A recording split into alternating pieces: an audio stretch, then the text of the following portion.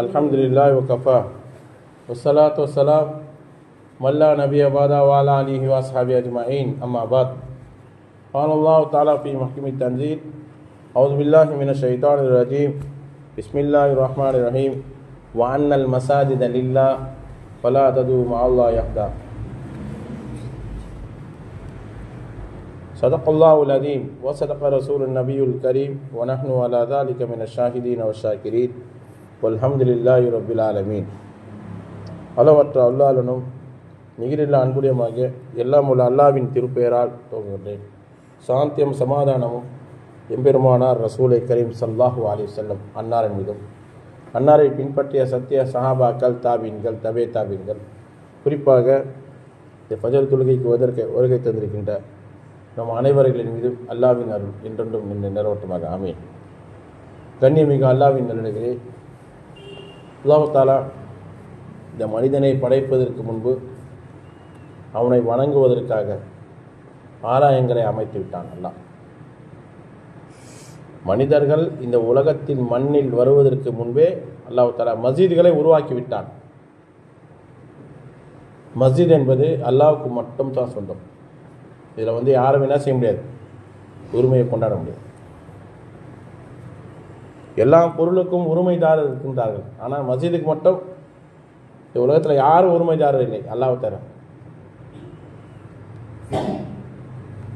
ஆகையால் அவனை வணங்குவதற்காக அவனை வழிபடுவதற்காக இந்த மண்ணில் அல்லாஹ் தஆலா முதல்ல மஸ்ஜிதை அமைத்தது காபத்துல்லா. காபத்துல்லாவுக்கு முன்பே அல்லாஹ் தஆலா தன்னுடைய 7வது வானத்தில் ஒரு மஸ்ஜித் பைத்துல் மஹ்மூர் என்ற ஒரு இல்லத்தை அமைத்து மலக்குமார்கள் அதில் என்ன செய்தாங்க, தவாஃப் செய்தார்கள், வழிபட்டார்கள். மனிதர்கள் பிறப்பதற்கு முன்பே மலக்குமார்கள் அந்த காபத்துல்லாவில் என்ன செய்றாங்க, தவாஃப் செய்தார்கள். மஸ்ஜித் உருவாகிவிட்டது. ஆகையால நேற்று மஸ்ஜித் உருவாகவில்லை, மனிதர்கள் படைப்பதற்கு முன்பே மஸ்ஜிதுகள் உருவாகிவிட்டது. மற்ற மதத்தினருடைய வழிபாட்டு தலங்கள்லாம் மனிதர்களால் உருவாக்கப்பட்டது. அது செயற்கையாக உருவாக்கப்பட்டது தான். ஆனால் இயற்கையாகவே உருவாக்கப்பட்டது மஸ்ஜித். செயற்கைக்கும் இயற்கைக்கும் வித்தியாசம் இருக்கின்றது. ஆகையால ஒரு மஸ்ஜிதை அதை ஒரு கவர்மெண்ட்டோ அல்லது தனிநபரோ அபகரிக்கிறார் என்று சொன்னால் அதை விட்டு கொடுப்பது முஸ்லிம்களுக்கு அழகல்ல, விட்டு கொடுக்க கூடாது. இதுதான் மார்க்கத்தின் நீதி, அல்லாஹ்வின் நீதி தான். ஒரு மஸ்ஜித் நம்ம கண்ணு முன்னால மஸ்ஜிதை என்ன செய்யறாங்க, அபகரிக்கிறாங்க. அது என்ன செய்யறாங்க, கவர்மெண்ட் எடுத்துக்குதுன்னா முஸ்லிம்கள் என்ன செய்யக்கூடாது, அதற்காக என்ன செய்யணும், முயற்சி செய்திகள் அதை மீட்ட வேண்டும் என்றுதான் மார்க்கம் சொல்கின்றது. கண்ணியமிக்க அல்லாஹ்வின் நல்லடிகளே, இந்தியாவில் அமைந்திருக்கின்ற மஸ்ஜிதுகள்லாம் பழைய மஸ்ஜித் 500 வருஷத்துக்கு தாண்டி தான் மஸ்ஜிதுகள் இருக்கின்றது. இந்த உலகத்தில் அதிகமாக மஸ்ஜித் இருக்கக்கூடிய நாடு எது என்று சொன்னால் இந்தோனேஷியாவில் 7 லட்சம் மஸ்ஜிதுகள், 7.5 லட்சம் மஸ்ஜிதுகள் இருக்கின்றது. அதுக்கு அடுத்தபடியாக முஸ்லீம்கள் நாடில் இல்லாத ஒரு மஸ்ஜித் இந்தியாவில் சமீபத்தோட ஆய்வில் கொஞ்ச நாளைக்கு முன்னே ஆய்வு செய்தது 6.5 லட்சம் 7 லட்சம் மஸ்ஜிது கிட்டத்தட்ட இருக்கின்றது. ஆனால் இவர்கள் மஸ்ஜிதை என்ன செய்யறாங்க, அந்த மஸ்ஜிதை இந்த மஸ்ஜிதை குறி வைக்கிறார்கள். தினந்தோறும் இந்த உலகத்தில் ஏதோ ஒரு மூலையில் ஒரு மஸ்ஜிது கட்டுவாங்க, அல்லது ஒரு மஸ்ஜிதுடைய பராமரிப்பு நடக்கும், இல்லது மஸ்ஜிதுக்கு இடம் வாங்குவாங்க, அல்லது மதர்சா என்ற பெயரிலே மஸ்ஜிதை உருவாக்கி கொண்டிருக்கின்றது. இந்த உலகத்தில் எல்லாத்திலும் நடந்துட்டார்கள். சில இடங்களில் மஸ்ஜித் என்ற பெயரில் உருவாக்க முடியாத சூழ்நிலையில அந்த இடங்களெல்லாம் மதர்சா என்ற பெயரிலே ஒரு இபாதத் வணக்கம் நடைபெற்றுக் கொண்டுதான் இருக்கின்றது.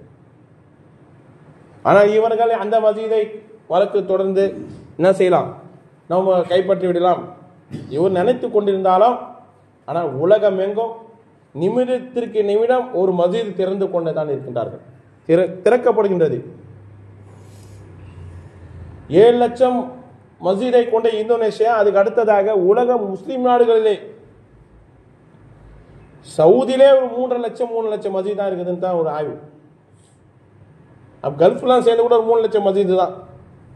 ஆனால் உலகமே திரும்பி பார்க்கிற அளவுக்கு மஸ்ஜித் கொண்ட நாடு எது என்று சொன்னால் இந்தோனேஷியாவுக்கு அடுத்தது இந்தியா தான். பாகிஸ்தான்ல 3 லட்சம் மஸ்ஜித் அல்லது 3 லட்சம் மஸ்ஜிதா இருக்கும். ஆனால் சவுதி மற்ற நாடுகளில் இதோட கம்மியாக தான் இருக்கும். கண்ணியமிக்க அல்லாஹ்வின் நல்லடியார்களே, 1920 அமெரிக்காவில் ஒரு மஸ்ஜிதே இல்லை. இப்போ 2020 2024 104 வருஷத்துக்கு முன்னே மஸ்ஜிதே இல்லாத அமெரிக்காவில் பல்லாயிரக்கணக்கான மஸ்ஜித்கள் அமெரிக்காவில் உருவாக்கிவிட்டது. ஆனால் இவர்கள் நினைத்துக் கொள்ளலாம், ஒரு மஸ்ஜிதை என்ன செய்யலாம், நாம் இடித்து விட்டால், நாம் கைப்பற்றி விட்டால் இந்த மஸ்ஜித்கள் அழிந்துவிடும், முஸ்லிம்கள் அழிந்து விடுவார்கள் என்று. அதுதான் தவறான சிந்தனை. இப்போ நம்ம இங்கே ஃபஜர் தொழுதுட்டு இருக்கோம், இதே நேரத்தில் உலகத்தில் ஏதோ ஒரு மூலையில் ஒரு மஸ்ஜிதுடைய திறப்புலா நடந்துருக்குது, அல்லது ஒரு மஸ்ஜிதுக்காக இடம் வாங்கி என்னது ரிஜிஸ்டர் ஆகுது, அல்லது ஒரு மதரசா என்ற பெயரில் ஒரு நல்ல விஷயத்துக்காக ஒரு இடம் வாங்கி கொண்டு தான் இருக்கிறார். கண்ணியமிக்க அல்லாஹ்வின் நல்லடியார்களே, சமீபத்தில் மஸ்ஜிதுகள் மீது தொடர் தாக்குதல். 1947 எவ்வளவு மஸ்ஜிதுகளை கோயில்களாக மாற்றினார்கள், எவ்வளவு மஸ்ஜிதுகளை கோயில்களாக மாற்றப்பட்டது. 1993 ஒரு சட்டத்தை கொண்டு வந்தார்கள். என்ன சட்டம்? இந்தியா சுதந்திரம் அடைவதற்கு முன்பு 1947 இந்தியா சுதந்திரம் அடைந்தது. சுதந்திரம் அடைவதற்கு முன்பு எது இருந்தாலும் சரி அவர்களுக்கு சொந்தம். 47க்கு பிறகு மஸ்ஜிதாக இருந்தால் மஸ்ஜிதுக்காக சொந்தம், அது சர்ச்சாக இருந்தாலும் சர்ச்சு தான், அது கோயிலாக இருந்தாலும் கோயில் தான். இதில் எந்த ஒரு மாற்றம் செய்யக்கூடாது. யாரும் என்ன செய்யக்கூடாது, இங்கே கோயில் இருந்ததை இடிச்சுட்டு மஸ்ஜித் கட்டினாங்கன்னு சொல்லக்கூடாது அப்படின்னு சொல்லி ஒரு சட்டத்தை மத்திய அரசு கொண்டு வந்தது. நீதிமன்றமே இதுக்கு என்ன தீர்ப்பளித்தது? வழிபாட்டு தலங்களை பாதுகாக்க வேண்டும் என்ற ஒரு சட்டத்தை இந்த அரசாங்கம் கொண்டு வந்தது. அந்த சட்டத்தில் பாபர் மஸ்ஜித் இடம்பெறவில்லை. ஏன்னா அந்த சட்டத்தை கொண்டு வர நேரத்தில் பாபர் மஸ்ஜிதுடைய வழக்கு நீதிமன்றத்திற்கு சென்று விட்டது. ஆகிய கண்ணியமிக்க அல்லாஹ்வின் நல்லடியார்களே, இன்னைக்கு இந்தியாவில் மஸ்ஜிதுடைய பிரச்சனை காரணம் என்ன தெரியுமா? முதல்ல அச்சாரம் போட்டதே பாபர் மஸ்ஜித் தான். பாபர் மஸ்ஜிதுடைய தீர்ப்பை அவர்கள் ஏற்றுக்கொண்டார்கள். பாபர் மஸ்ஜிதை இடித்தவர்கள் குற்றவாளிகள், அது இடித்தது குற்றம் தான். ஆனாலும் வெகுஜன மக்களின் உணர்வுக்கு மதிப்பளித்து நாங்கள் இதை தீர்ப்பளிக்கின்றோம் என்று உச்ச நீதிமன்றம் கருப்பு தீர்ப்பாக வழங்கியது. நியாயமான தீர்ப்பல்ல. இருந்தாலும் இடித்தவனுக்கே சொந்தம் என்று தீர்ப்பளி வழங்கிவிட்டார்கள். இன்னைக்கு எவ்வளவு மஸ்ஜிதுகள் கோயிலாக மாற்றப்பட்டது. ஹரியானாவில் தீவான் பஹலூர் ஷா மஸ்ஜித் என்று மிக பிரம்மாண்டமாக மஸ்ஜித் 1950 கட்டப்பட்டு 1988 தான் அது முடிந்தது.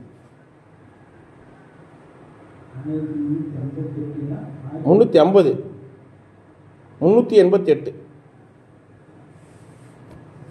இத்தனை வருஷம் கட்டி அந்த மஸ்ஜித் 1948 கோயிலாக மாற்றினார்கள்.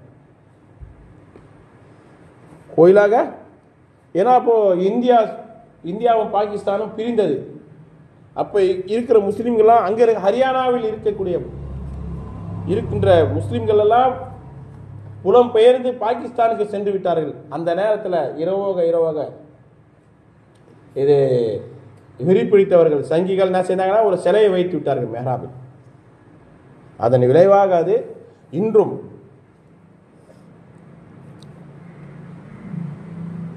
தானேஷ் மந்திர் அப்படின்னு சொல்லி தான் அழைக்கப்படுகின்றது.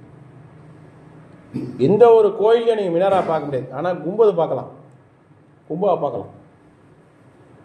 டூமை பார்க்கலாம், ஆனால் மினாராவை பார்க்க முடியாது. மினாராவோடு இருக்கக்கூடிய கோயில் ஹரியானாவில் இன்றும் இருக்கின்றது. அதில் அதை இவர்களுடைய இலக்கு என்ன தெரியுமா? 3000 மசீதுகள் இவர்கள் குறிவைத்திருக்கின்றார்கள். இந்த 3000 மசீதுகளும் நீதிமன்றங்களில் வழக்கு தொடர்ந்து இது எப்படின்னா நம்ம கோயிலின் சொல்லி நிரூபிக்க வேண்டும் என்று தான் அவர்கள் துடித்துக் கொண்டிருக்கிறார்கள். எங்கே செல்கிறது இந்தியாவின் மதசார்பு? கண்ணிமிக்க அல்லாஹ்வின் நிலைகளே, மகாராஷ்டிராவில் வரும் குத்துபுத்தீன் தன்சி என்ற மிகப்பெரிய ஒரு யார், அவர் மூலமா அவருடைய பெயரில் ஒரு மஸ்ஜித் கட்டப்பட்டது. அந்த மஸ்ஜிதம் இப்போது கோயிலாக மாறி இருக்கின்றது. இவர்கள் அதில் கோயில், முகலாயர் மன்னர்கள் கோயில்களை மஸ்ஜிதாக மாற்றினார்கள். இவர்கள் சொல்கின்றார்களே, மன்னர்கள் ஒரே ஒரு கையெழுத்திட்டால் நாடே அவர்களுக்கு சொந்தம்.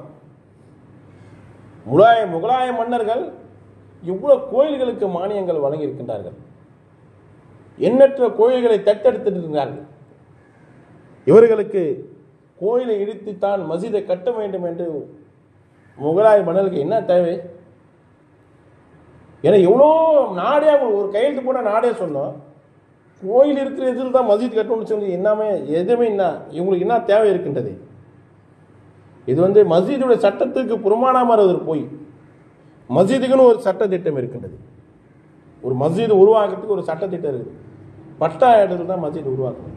அல்லது ஒருத்தர் பொறுமுக இடம் இருந்தாலும் அது அனுபவத்தில் கொண்டு வரி கட்டி அவருக்கு சொந்தமாக்கினா அந்த மாதிரி இடத்துல உருவாக்கலாம். மஸ்ஜித் என்பது அல்லாஹ்வுக்கு சொந்தம். யாருக்கும் சொந்தம் இல்லாத இடத்துல மஸ்ஜிது கட்டுறது ஜாயிஸே இல்லை. அவர்கள் எப்படி மஸ்ஜிதுடைய சட்டத்தை எப்படி மீறிப்பாங்க? ஒரு தனிநபர் என்ன செய்யலாம்? தனிநபர் கூட உரிமை கோராத இடத்துல மஸ்ஜித் கட்ட முடியும். உரிமை கோராத இடம் எதுனா பொறுமை இடம் தான். அந்த இடத்துல மஸ்ஜித் அனுமதிக்கிறதுக்கு ஜாயிஸ் இல்லை. அதே மார்க்க அனுமதிக்குது. அப்படி இருக்கிறப்போ மன்னர்கள் எப்படி மற்றவங்களுடைய இடத்த கோயிலை இடிச்சு மஸ்ஜித் எப்படி கட்டியிருப்பாங்க? இது மஸ்ஜிதுடைய சட்டத்துக்கு இல்லை. ஆகிற மஸ்ஜித் என்பது கண்மூடித்தனமாக மஸ்ஜிதை உருவாக்க முடியும். மார்க்கத்தில் இதெல்லாம் ஒரு வரம்பை வைத்திருக்கின்றது. இந்த இடத்துல தான் மஸ்ஜிது கட்டணும் அப்படின்னு. ஆனால் இதுவும் எவ்வளோ மஸ்ஜிதுகள் இன்னைக்குன்னா ஆகுது. ஆனால் எங்கேயுமே எந்த ஒரு வழியும் எந்த ஒரு ரோட்டை மறைத்து அபகரித்து மஸ்ஜித் கட்டுவதற்கு மார்க்கத்தில் அனுமதிக்கல. அந்த இடத்துல தொழுதாவே தொழுவக்கூடாது. உங்களால் எங்கேயுமே காமிக்க முடியாது. இந்த ரோட்டை அபகரித்து இந்த மாதிரி மஸ்ஜித் கட்டிக்கிறாங்க, இந்த மஸ்ஜித்னால இந்த ரோடுக்கு பிரச்சனை சொல்லியாங்கன்னா ஒரு இந்தியாவில் எந்த ஒரு மூலையில் காமிக்க முடியுமா? காண்பிக்க முடியாது. ஏன்னா மன்னர்கள் சில தவறு செய்திருக்கலாம். ஆனால் மஸ்ஜிதுடைய விஷயத்தில் அவருக்கு என்ன செய்திட மாட்டாங்க, கண்டிப்பாக வரம்பு மீறி இருக்க மாட்டாங்க. வரம்பு மீறுதல்னாக்க அரசாங்க இடத்துல மஸ்ஜித் கட்டக்கூடாது. அதே அரசாங்க இடத்துல அரசாங்கம் கொடுத்து மஸ்ஜித் கட்டினா அது கூடும். கையெழுத்து போட்டால் அவங்க என்ன அவங்களுக்கு இடம் கிடைக்கும் போது அவங்க ஏன் போய் ஒரு கோயில் அடித்து மஸ்ஜித் கட்ட போகிறாங்க? இதெல்லாம் போய் ஆகிய கனிமிக்க எல்லாம் நினைக்கிறேன். இவர்கள் நினைக்கின்றார்கள் எப்படி முஸ்லீம்களை அழித்து விடலாம். அதான் நான் சொன்னேன்ல, உலகம் எங்கும் ஒரு நொடிக்கும் ஒரு மஸ்ஜிது மதரசா உருவாக்கி கொண்டே தான் இருக்கின்றது. அமெரிக்காவில் பல லட்சத்து தாண்ட போகுது மஸ்ஜித். அந்த அளவுக்கு வந்துருச்சு அமெரிக்கா. மஸ்ஜிதே இல்லாத ஊரில். ஆகையால் அதே மாதிரி இந்தியாவில் வரும்னு சொல்லி யாரும் நினைச்சிடாதீங்க. ஏன்னா இந்தியா கூட அந்த அளவுக்கு வந்துடும். எங்கே பார்த்தாலும் மஸ்ஜித் இருக்கும் இன்ஷா அல்லாஹ். நம்ம எங்கே ஒரு ஊருக்கு போவோம், அங்கே ஊரில் ஒரு மஸ்ஜித் கூட இருக்காது. ஆனால் கடைசியில் பார்த்தா ஒரு மஸ்ஜித் இருக்கும். நம்ம எதிர்பார்க்காத இடத்துல அல்லாஹ் தஆலா மஸ்ஜித் அனுமதி கொடுப்பான். ஆகையால் மஸ்ஜித் அவனுடைய இல்லத்தை அல்லாஹ் தஆலா காப்பாற்றுவான். அதே மாதிரி மஸ்ஜிதுக்குன்னு ஒரு பிரச்சனை வந்தால் நம்ம என்ன செய்யணும்? நம்மளால் முடிந்த அளவுக்கு நம்ம என்ன செய்யணும்? அதை மீட்டெடுப்பதற்காக முயற்சி செய்ய வேண்டும், போராட வேண்டும். முஸ்லீம்களுடைய கட்டாய கடமையாக இருக்கின்றது. அதை வேடிக்கை பார்க்கக்கூடாது. நாளைக்கு அல்லாஹ் கேட்பான், என்னோட இல்லம் இடிக்கப்பட்டது, என்னோட இல்லத்துக்காக நீ என்ன செய்த அப்படின்னு சொல்லி எல்லாத்தையும் கேட்பான் அல்லாஹ் கேள்வி. இந்த கேள்விக்கு எல்லாரும் அல்லாஹ்வுடைய மன்றத்தில் பதில் சொல்லி ஆக வேண்டும். கேட்டதை போல் அமல் செய்வதற்கு எல்லாம் அல்லாஹ் தௌஃபீக் செய்வானாக. ஆமீன்.